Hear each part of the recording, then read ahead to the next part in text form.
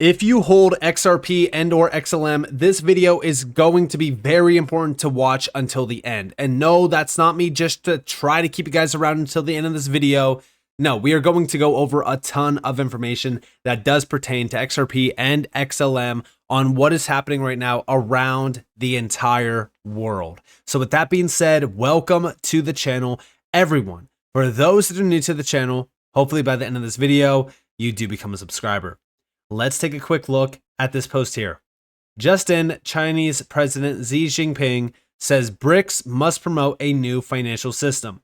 There is an urgent need to reform the international financial architecture, and BRICS must play a leading role in promoting a new system that better reflects the profound changes in the international economic balance of power. Now, this was at the recent BRICS meeting. And it's very interesting to see what's happening here because a lot of people are focused on one thing, which is the tension between the BRICS and the US. And I'm going to put a spotlight on that here in a second, but I also want to mention this post, which is the West has officially finalized a $50 billion loan package for Ukraine backed by Russian assets. This will only accelerate the rush to gold from countries around the world. The system is becoming very divided. What's happening right now is everyone is focused on what the BRICS are doing and how this is going to affect the dollar and what the US is also doing and how that will affect the dollar. But what we are actually watching is an accelerated shift in the downfall of the traditional system in order to welcome in the new system. I said it over here as well regarding XRP and XLM because as we look at these two projects, everyone is always debating these two about how XRP is better than XLM or XLM is better than XRP. A lot of people that are focused on these types of discussions are not looking at the target. They're not actually focused on what is happening right now. And if we build upon this and we go over here to my post talking about these three projects, which was XRP, XLM, and XDC, I want you guys to avoid XDC in this context just simply because I want to put a focus on the two, XRP and XLM. I posted this a while back, and it was more so the main reason why I hold all of these projects. I don't hold XDC as much. I don't know if I do have a very significant amount or not. I haven't checked my wallet in a while, but I know that I do have XRP and XLM in significant amounts. And the reason why is because of this. XRP, a fundamental asset for a future dominated by digital assets, tokenized central bank reserves, commercial stablecoins, and essentially anything of digital value. A pillar for digital global payments network that could dwarf any global traditional network. Streamlining the efficiency of cross-border payments and value movement, spotlighted by major organizations like the IMF, the World Bank, the BIS, and various others. XLM, a key player in the facilitation of value movement similar to XRP. The way I view these two is XRP is more for B2B money transfers, while XLM is more for P2P. Stellar is creating the most seamless on and off ramp to mass retail adoption through crypto native networks and assets. XLM is also spotlighted in similar fashion to XRP with the likes of similar organizations. Now, as we do think about these two, right, they are pillars in the overall evolution of our entire financial system, in my opinion. All of the connections that these two actually have are so significant and so overlooked from the space because they look at one thing, which is the chart, to determine if something is even worth investing into. I think that this is killing the sentiment around why, retail should be focused on XRP and XLM. And I think that this is actually by design. I think that they want everyone to be bored and to look at, other things that are flashy and, full of hype.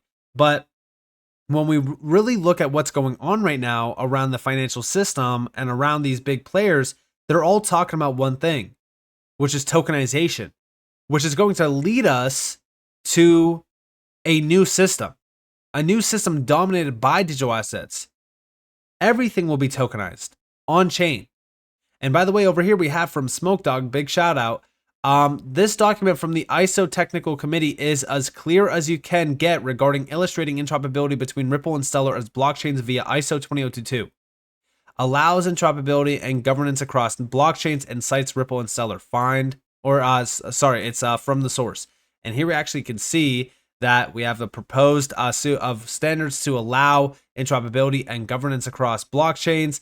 We also have down here, similar to the Swift ISO 20022 standard, allowing interoperability. And we have Stellar, also Ripple here.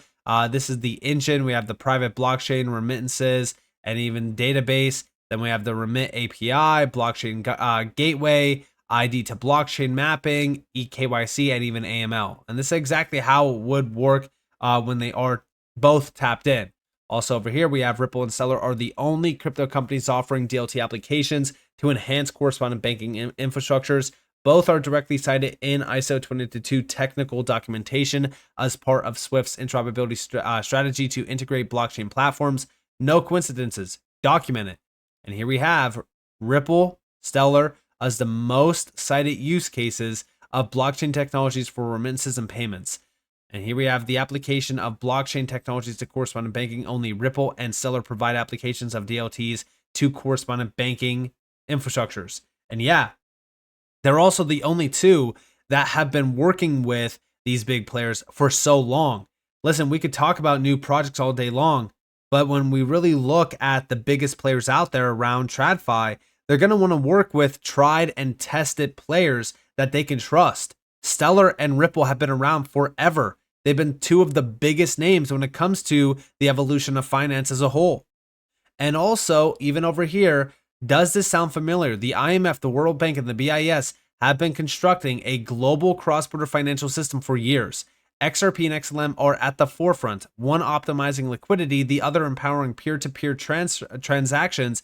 We shared this with the world years ago. Check it out. This is the universal new world, one world system. Currently, and please don't take my word for this, currently the World Bank, the International Monetary Fund, the Bank of International Settlements are diligently working with so-called governments, obviously central banks, and AI experts around the world. And I'm going to give you one guess who of those experts is. You think about who that might be, because it's getting floated out quite a lot lately. Anyway, again, currently these institutions, including the International Monetary Fund, the World Bank, the Bank of International Settlements, are diligently working towards implementing this new entirely token-based cross-border trans-world system, which we are going to use to track, trace, log, monitor, control, consolidate, and reduce everything into a token. Even you. And as we really look at what is going on, we are in the stages of a complete new global financial system that's being accelerated by geopolitical tensions, by these big events. And even as we really look at, some of the biggest events out there right now happening, it's all to distract away from this. There's a lot of distractions. There's a lot of noise. We are starting to see the problem being pushed heavily by the US and by, mainstream media to get everyone riled up so that once Russia does something or once, one of these major nations do something, the US has to act accordingly. And that's why as we really look at, Russia pushing for digital currencies, we see the BRICS aligning perfectly with the digital currency system. They're now talking about a basket of currencies that are going to be digital. It's clear that they're all on the same exact path. And also, I always bring up the fact that, Ripple and Stellar are on a lot of these documents that are pushed by the World Bank Group, for an example, or even the IMF, or even the BIS. And a lot of people fail to actually really focus on how big of a game changer that actually is, especially considering the fact that they don't actually mention any other projects. Now, also, back in 2023, Ripple joined the CPMI group at the BIS. I bring this up quite a bit on this channel because I don't think people realize how crazy that is, since Ripple was in and still is in the middle of a lawsuit. But they joined the CPMI group alongside Swift and MasterCard and a lot of other large players. But they're still in the middle of a lawsuit. How could a company still in the middle of a lawsuit join a group like the BIS, which is the central bank of central banks? But also when it comes to Stellar, do you guys remember this back in November of 2021? You probably don't even remember this. You probably didn't even focus on it. This is a prototype for green bond tokenization by the Liberty Consortium. This is with the Hong Kong Monetary Authority. If we actually look at Stellar in here, right, we could see this is the Stellar blockchain. They mentioned Stellar 46 times. They're talking about the Stellar wallet through a mobile wallet application. Up here, they actually talk about the Stellar network in terms of the actual solution. It provides a connection to the Stellar network for the prototype, a public blockchain-based distributed ledger, and supports connection to other distributed ledger networks or other technology as desired. Here's trust lines with Stellar. Again, like this is how embedded these projects actually are within a lot of these big organizations. Like a lot of people don't know that Stellar is connected back to the BIS through some of these projects. A lot of people actually don't realize how big it is that Ripple is a part of the CPMI group. When we talk about XRP and XLM, they are two digital currencies that are well embedded into the traditional system already, and they're being spotlighted by the largest institutions, major organization bodies around our current monetary system. And this is happening as geopolitical tensions are on the rise. I would say that they're extremely large at this point. And this is all to make us look at what the BRICS are doing in panic, in fear, in concern, questioning the future of the dollar, the US financial system, at the same exact time that the BRICS continue to push for basket currencies that are digital. They're looking at gold. I keep telling you guys to focus on gold because the central banks are all stockpiling gold. We know that this new financial system, Bretton Woods 3.0 essentially, is going to be tied back to gold in a large way. They're actually talking about backing CBDCs and digital currencies with fractionalized gold. Gold will be revalued as well. And, you know, it might sound crazy right now, especially when we look at what's going on. But if we really look at what's going on with central banks stockpiling gold and, you know, the PDF documents outlining a commodity-based, basically currency revolution, it really makes you look at it and say, yeah, this is actually something that could be happening right now before our eyes.